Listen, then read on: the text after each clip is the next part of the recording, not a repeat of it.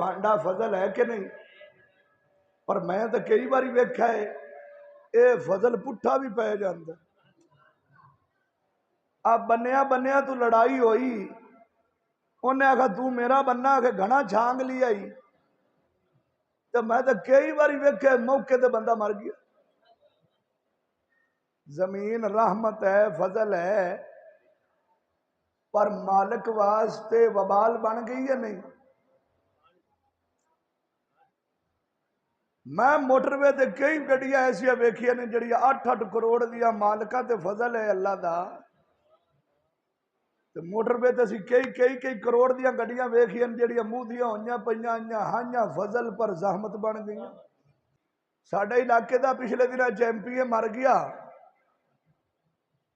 Motorway ते accident होया, बड़ी तगड़ी गड्डी है, कोई बचा ना सकिया, गड्डी बचा नहीं सकी।